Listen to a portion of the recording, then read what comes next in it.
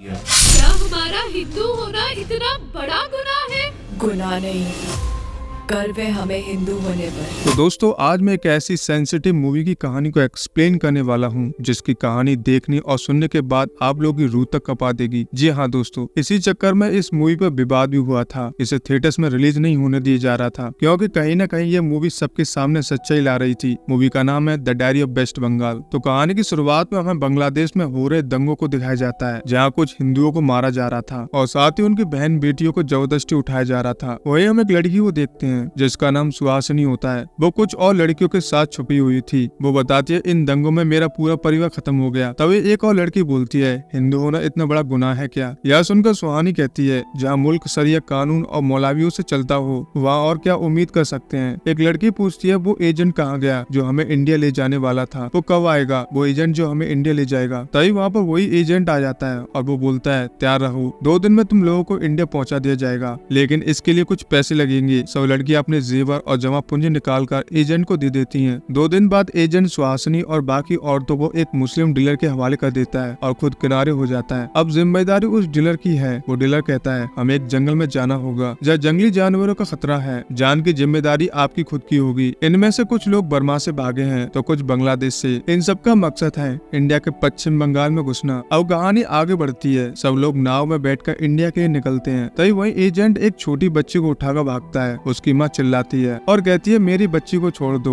Agent कहता है, इसे तो मैं अपनी बीवी बनाऊंगा। माँ बेचारी बेबस रह जाती है। अगले दिन ये लोग बंगाल बॉर्डर पर पहुँचते हैं। वहाँ कुछ कट्टर सोच वाले लोग मिलते हैं। उनमें एक कहता है, इंडिया में आपका स्वागत है। हम जानते हैं आप बर्मा से आए हैं और बांग्लादेश ने भी आपको नहीं अपनाया, लेकिन यहाँ की सरकार आपको जगह देगी और आपकी देखभाल करेगी। उनका लीडर सी खान बोलता है, अपने रिश्तेदारों और भाइयों को भी यहाँ बुला लो, हमारी तादाद बढ़ेगी और एक दिन हम इस जमीन पर राज करेंगे। असल में यह लोग अवैध तरीके से इंडिया में घुसपैठ कराते हैं। अगर कोई हिंदू होता है तो उससे कहते हैं, हम तुम्हारी मदद करेंगे, लेकिन इसके बदले तुम्हें अपना धर्म बदलना होगा। जब सी खान यह सब समझा रहा होता है, तभी वह औरत सामने आती है जिसकी बच्ची को रात को उठा लिया गया था। वह बहस करती है, चिल्लाती है, मेरी बच्ची वापस दो, और पीछे से उस आदमी को लात मार देती है। सी खान उसे मारने के लिए आगे बढ़ता है, लेकिन सुहासिनी बीच में आ जाती है और उसकी जान की भीख मांगने लगती है। रात होती है। सबको कैंप में रुकने के लिए कहा जाता है, लेकिन सी खान और गाजी कहते हैं, उस औरत को सबक सिखाना पड़ेगा। वो लोग उसके पास जाते हैं, लेकिन फिर से सुहासिनी बीच में आकर उसे बचाने की कोशिश करती है। सी खान कहता है, अगर तुम अपना हिंदू धर्म छोड़कर मुस्लिम बन जाओ तो हम तुम्हें छोड़ देंगे, लेकिन कोई तैयार नहीं होता। तब वह कहता है, काफिरों को मारना जन्नत का रास्ता है। तब एक लड़की गुस्से में कहती है कि किसी को मार के जो जन्नत नसीब हो, तुम ऐसा जन्नत में कैसे हो? यह सुनकर सी खान उसे गोली मार देता है और वह लड़की वहीं पर दम तोड़ देती है। फिर उस औरत को कैंप में ले जाया जाता है और उसके साथ जबरदस्ती की जाती है और आखिर में उसकी भी मौत हो जाती है। अगले दिन हम कुछ सरकारी लोगों को देखते हैं जो रोहिंग्या मुसलमानों के लिए आधार और राशन कार्ड बनवाने में मदद कर रहे होते हैं। तभी एक हिंदू लड़की कैंप से बाहर आती है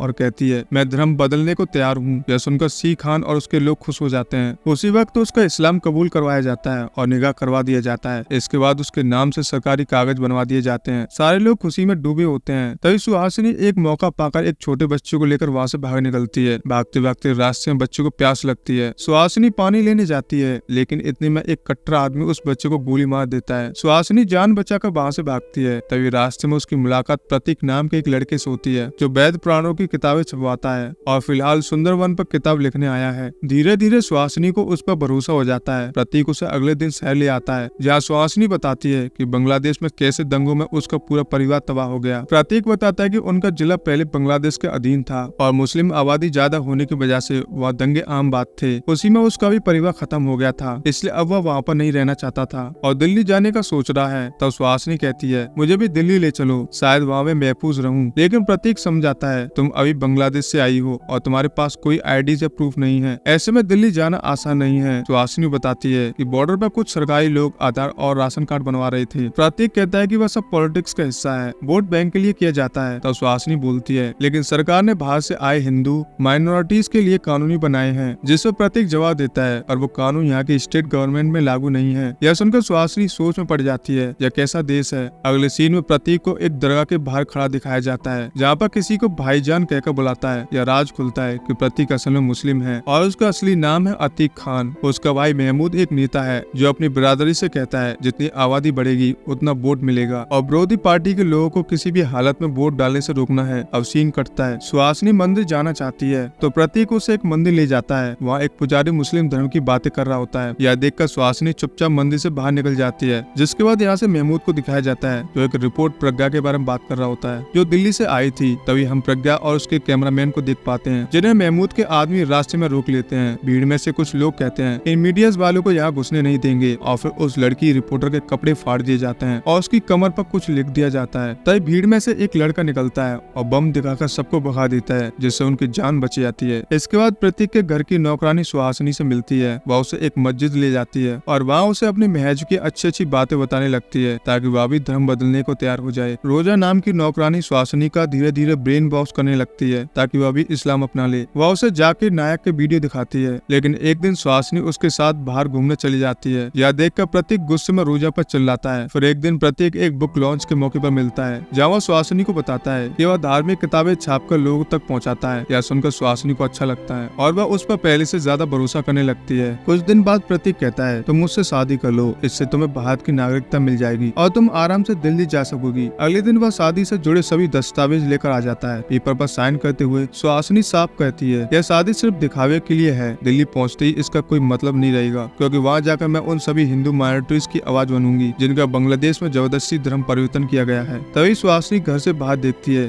कि एक बार फिर से दंगे शुरू हो चुके हैं, कई बेगुनाह मारे जा रहे हैं। प्रतीक कहता है मुस्लिम पार्टी चुनाव जीत गई है और जिन्होंने इन्हें वोट दिया उन्हें टारगेट किया जा रहा है। यह सब देखकर सुहासिनी डर जाती है और अगले दिन वह रिपोर्टर प्रज्ञा से मिलती है। वह उसे अपनी पूरी आपबीती सुनाती है और प्रज्ञा उसका स्टेटमेंट रिकॉर्ड कर लेती है। घर लौटते वह देखती है कि प्रतीक नशे में है और उस पर जबरदस्ती करने की कोशिश करता है तो सुहासिनी साफ कहती है हमारी शादी सिर्फ कागजों की है, मेरी करीब आने की कोशिश मत करना। अगले दिन प्रतीक अपने भाई महसूद के पास जाता है जहाँ एक मौलवी उससे कहता है तो उस लड़की के प्यार में पागल हो गया है, उसे जल्दी खत्म कर दे वरना वह हमारे लिए खतरा बन जाएगी। वहीं दूसरी तरफ इलाके में शरिया कानून लागू कर दिया जाता है जिसके मुताबिक औरतें पर्दे में रहेंगी, टीवी मोबाइल म्यूजिक सब हराम होगा। जो इस कानून को नहीं मानेगा उसे सजा दी जाएगी। सुहासिनी यह सब सुनकर रोजा से पूछती है यह कैसा कानून है। रोजा जवाब देती है हमारे महज में ऐसी ही होता है। फिर अपनी दर्द भरी कहानी सुनाती है एक बार मैं अपने देवर के साथ बाहर चली गई थी, इस पर मेरे पति ने मुझे तलाक दे दिया। फिर मौलवी ने कहा कि अगर फिर से उसे पति से निकाह करना है तो पहले मुझे हलाला करना पड़ेगा, हलाले के बाद ही इसे हम तुम पर जायज कर पाएंगे। जिस पर मेरे पति मान गए और मौलवी ने जबरदस्ती मेरे साथ किया। इसके बाद ही मेरे पति ने दूसरी बीबी ले ली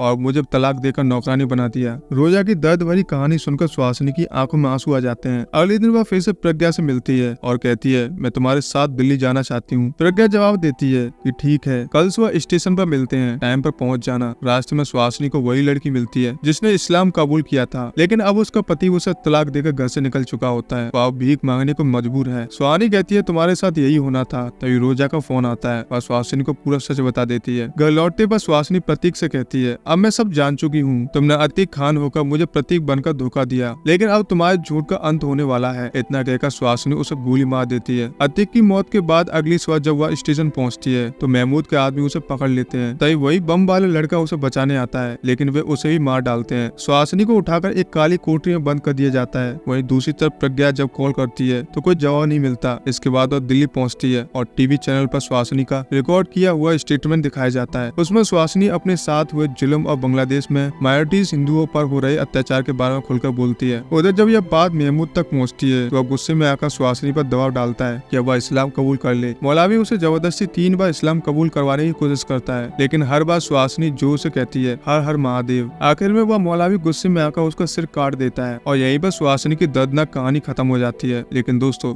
ये कहानी सिर्फ सुहासिनी की नहीं है, बल्कि उन तमाम हिंदू माइनॉरिटीज की है जो ऐसे ही जुल्मों पर शिकार बनते हैं। और सिर्फ हिंदू ही नहीं, दुनिया में कई जगह मुस्लिम माइनॉरिटीज पर भी जुल्म होते हैं। जैसे पाकिस्तान में कुछ पुलिस तंत्र और सरकार खुद अपने ही लोगों पर ज्यादती करती हैं। तो दोस्तों ये थी the diary of West Bengal की कहानी। मैं उम्मीद करता हूँ कि आप लोगों को इस फिल्म की कहानी बहुत ही बढ़िया लगी होगी। तो कमेंट करके जरूर बताइएगा कि आप लोगों को इस फिल्म की कहानी कैसी लगी और अपने ओपिनियन भी शेयर जरूर कीजिएगा। तो फिर मिलते हैं दोस्तों एक और बेहतरीन मूवी के साथ। जय हिंद दोस्तों।